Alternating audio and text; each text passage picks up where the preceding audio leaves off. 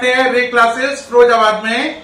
हमारा चैप्टर चल रहा था some basic concept of chemistry. उसमें हम पढ़ रहे थे लॉज ऑफ केमिकल कॉम्बिनेशन। जो केमिकल कॉम्बिनेशन है उसके 5 लॉज हैं। पहला लॉ कौन सा था? Law of conservation of mass. दूसरा कौन सा था? लॉ ऑफ डेफिनेट प्रोपोर्शन या कांस्टेंट कंपोजिशन। तीसरा था लॉ ऑफ मल्टीपल प्रोपोर्शन। चौथा लॉ है लॉ ऑफ रेसिप्रोकल प्रोपोर्शन। पांचवा लॉ है गैलुजक लॉ ऑफ कंबाइनिंग वॉल्यूम। तो प्यारे बच्चों, आज हम पढ़ेंगे इस वीडियो में चौथा लॉ, यानी लॉ ऑफ रेसिप्रोकल प्रोपोर्शन। इस लॉ को देने वाले थे रिचर। ईयर था 1792 गिवन बाय रिचर।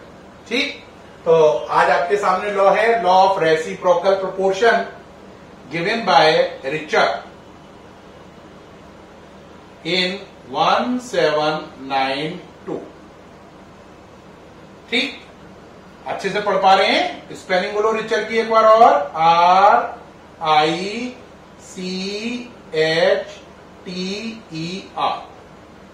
RICHTER। इसे पढ़ेंगे क्या? रिचर। क्या पढ़ेंगे इसे? Richer.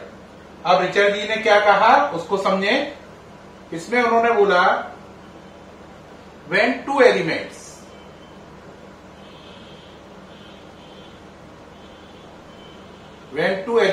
combine separately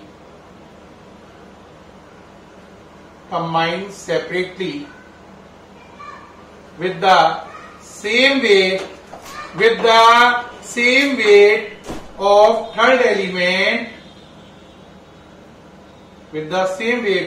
third element, then the ratio in which they do so will be same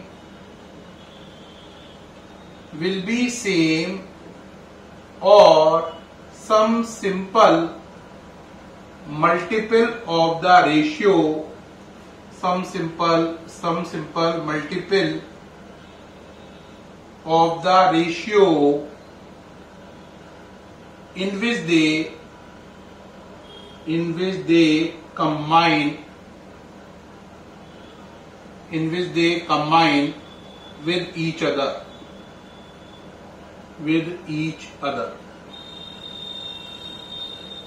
पढ़ के देखो जरा।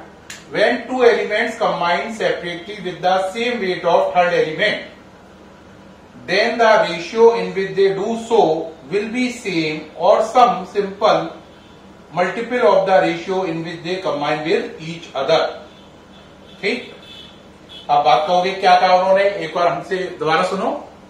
When two elements combine separately with the same weight of third element, then the ratio in which they do so will be the same or some multiple of the ratio in which they combine with each other.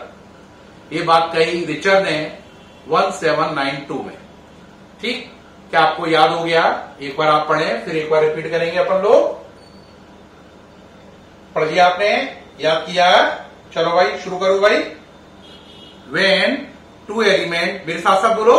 When two element combine separately with the same weight of third element, then the ratio in which they do so will be same or some simple multiple of the ratio in which they combine with each other. ठीक, अब कहोगे sir इसका मतलब क्या हुआ है? आपने English में बताया, तो इसका हिंदी मतलब बताइए।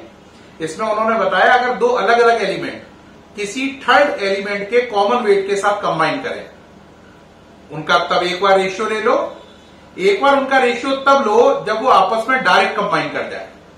तो दोनों रेशियो या तो सेम होंगे या एक दूसरे के होल नंबर होंगे। रिपीट करें एक बार और। ठीक है, दोबारा सुनो। क्या बोला? अगर दो अलग अलग एलिमेंट किसी कॉमन एलिमेंट के सेम वेट के साथ कंबाइन करें, उनका रेशियो ले लो वहां पर। एक बार उनका रेशियो तब लो जब वो आपस में डायरेक्ट कंबाइन कर जाएं। तो दोनों रेशियो या तो बराबर होंगे या एक दूसरे के होल नंबर में होंगे। और कहोगे सर और क्लियर करिए, थोड़ा सा अभी क्लियर नहीं हुआ, एकदम दिमाग में छपा नहीं, समझ में तो आ रहा है, छपा नहीं। अब देखो एक बार और समझना डिटेल में। ये पहले आप नोट कर लीजिए, नोट कर लिया? हाँ कर रहे हैं, चलिए भाई कर लीजिए। आप देखें भाई, प्यारे बच्चों बात को समझना, क्या कह रहे हैं वो कह रहा है जैसे आप एक ट्राइंगल टाइप बनाओ। देखो 3 एलिमेंट है, एक एलिमेंट है H, एक एलिमेंट है S और एक एलिमेंट है O। H और O ने मिलकर एक कंपाउंड बनाया H2O, H और S ने मिलकर एक कंपाउंड बनाया H2S, है ना। अब जरा देखो S और O ने मिलकर एक कंपाउंड बनाया SO2। ठीक, अब जरा बात देखो, पहले मैंने क्या बोला था, when two different element यानी S और O combine separately with the same weight of third element यानी H। इसमें 2 डिफरेंट एलिमेंट S और O हैं और थर्ड एलिमेंट कौन है, H है। तो देखो O कंबाइन हो रहा है 2H से और यहां पर S भी कंबाइन हो रहा है 2H से। तो S से कंबाइन हो रहा है, O भी S से कंबाइन हो रहा है, O भी 2H का यूज कर रहा है, S भी 2H का यूज कर रहा है। तो थर्ड एलिमेंट का वेट देखो दोनों में क्या है, सेम है। तो एक बार S और O का रेशियो यहां पे ले लो जब वो दोनों हाइड्रोजन के साथ कंबाइन हो रहे हैं। एक बार रेशियो कब लेना है, S और O का, जब वो दोनों हाइड्रोजन के साथ कंबाइन हो रहे हैं। और एक बार तब लेना है जब S और O डायरेक्ट खुद कंबाइन हो रहे हैं। तो 2 रेशियो आएंगे, जब वो हाइड्रोजन के साथ कंबाइन है तब S और O का रेशियो लो, एक बार जब वो डायरेक्ट कंबाइन है SO2 में तब S और O का रेशियो लो। तो दोनों रेशियो या तो एक दूसरे के बराबर होंगे या एक दूसरे के होल नंबर में होंगे। अब लेके देखें, बात समझे थोड़ा। देखो भाई, देखो यहां पर 2H का मतलब 2 और सल्फर का मतलब 32। यहां पर 2H का मतलब 2 और सल्फर का मतलब 2H का मतलब 2 और O का मतलब 16। क्या ये बात समझ में आई या नहीं आई? कहोगे रिपीट करो बेटा, 2H का मतलब 2, एक H की वैल्यू 1 होती है ना, तो 2H की 2, सल्फर की 32, 2H की 2, ऑक्सीजन की 16। ठीक, अब यहां पर देखो जरा कि H का वेट कितना है, आंसर 2 और यहां पर भी कितना है 2। तो H का वेट दोनों में क्या है, कॉमन है। अब S और O का रेशियो लो, तो लो जरा, S की वैल्यू 32, O की वैल्यू 16, रेशियो कितना आ गया बताओ जरा। ये रेशियो आया 2:1, आया या नहीं? तो आपने S और O का रेशियो लिया जो कि 2:1 आया। कब? जब हाइड्रोजन H2 दोनों केस में 2 ग्राम था। तो हाइड्रोजन जब 2 था, दोनों में कॉमन था, हाइड्रोजन यहां पर भी 2 है, यहां पर भी 2 है, तब S और O का रेशियो क्या है, 2:1। अब एक बार ये दोनों डायरेक्ट कंबाइन हो गए, हाइड्रोजन है ही नहीं। अब यहां पे सोचो, S का मतलब 32 और 2O का मतलब भी 32। तो यहां पर S और O का रेशियो क्या होगा बोलो? एक S का मतलब 32 और SO2 में 2O है, 2O का मतलब भी 32। तो यहां पे रेशियो क्या है, 1:1। तो ऊपर जो रेशियो है वो 2:1 है, नीचे क्या है 1:1 है। ठीक है, अब क्या करो, अगर ये दोनों रेशियो बराबर आ गए होते, ऊपर भी 2:1 आता, नीचे भी क्या आ जाता 2:1, तब भी काम बन जाता। अगर ये बराबर नहीं है तो इन रेशियो का रेशियो ले लो। रेशियो का क्या ले लो, रेशियो। तो 2:1 अपॉन 1:1, तो रेशियो कितना आ गया 2:1, जो कि क्या है, होल नंबर। क्या है, होल नंबर। बात समझ में आई या नहीं आई? आ गई होगी। एक बार रेशियो कब लेना है, जब दोनों हाइड्रोजन के कॉमन वेट के साथ जुड़े हुए हैं। किसका रेशियो लिया, S और O का, जब वो हाइड्रोजन के कॉमन वेट के साथ जुड़े हैं, वो ये वाला है। और एक बार रेशियो तब लिया जब वो दोनों डायरेक्ट आपस में जुड़ गए हैं, हाइड्रोजन का कोई झंझट नहीं है, वो रेशियो ये वाला है। तो ये रेशियो या तो बराबर आएंगे, अगर बराबर नहीं आए तो फिर उनका रेशियो लेने पर होल नंबर आएगा। या तो बराबर आ जाए, अब बराबर नहीं आए तो रेशियो का रेशियो ले लो, तो वो क्या आएगा, होल नंबर आएगा। ठीक, अब कहोगे सर एक एग्जाम्पल और दो, अभी थोड़ा सा अनक्लियर है। ठीक है बेटा, एक एग्जाम्पल और लेते हैं। करेक्ट? देखो बेटा, एक और एग्जाम्पल लेते हैं, ठीक है, जिससे बात आपको और क्लियर हो।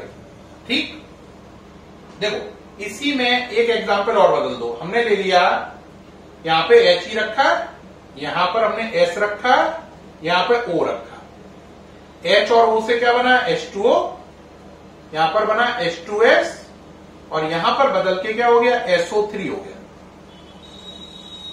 अब चलो यहां पर बोलो 2 प्लस 32, यहां पर 2 प्लस 16, और यहां पर बोलो कितना हुआ? 32 प्लस 48। 48 क्यों? 3 ऑक्सीजन है। अब देखो यहां पे भी हाइड्रोजन 2 है, यहां पे भी 2 है, तो S और O का रेशियो लिया 32/16, डेट इज 2:1। SO3 में लो S और O का, S का मतलब 32, O का मतलब 48, रेशियो कितना बना? 2/3, यानी कि 2:3 बना या नहीं बना? हमने क्या कहा था? या तो ये दोनों रेशियो सेम आएंगे, अभी ये सेम नहीं आए, ये 2:1 है, ये 2:3 है। अगर यहां पे भी 2:1 होता तब भी लॉ कंफर्म हो जाता। या तो ये दोनों बातें सेम आनी चाहिए, अगर सेम आ जाए तो वहीं पे खत्म हो गया, अगर नहीं आए तो इनका रेशियो ले लो आपस में। तो 2:1, 2:3, 2 से 2 कैंसिल, रेशियो कितना आ गया? 3:1, जो कि क्या है? Whole number. क्या है? Whole number. इससे लॉ प्रूफ हो गया। बात समझ में आई या नहीं आई? तो ये पूरा एग्जाम्पल समेत हो गया लॉ ऑफ रेसिप्रोकल प्रोपोर्शन।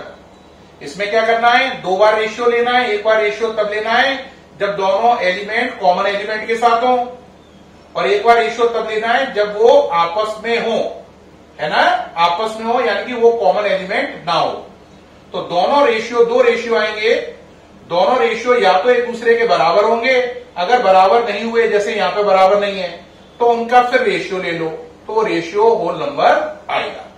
उम्मीद है इस एग्जाम्पल के साथ आपको बहुत अच्छा समझ में आ गया होगा लॉ ऑफ रेसिप्रोकल प्रोपोर्शन, जिसे रिचर ने दिया था, ठीक है, 1792 में। फिर मुलाकात होगी नेक्स्ट वीडियो में। अगर ये वीडियो बहुत पसंद आया हो तो कृपया करके लाइक करें। Thank you.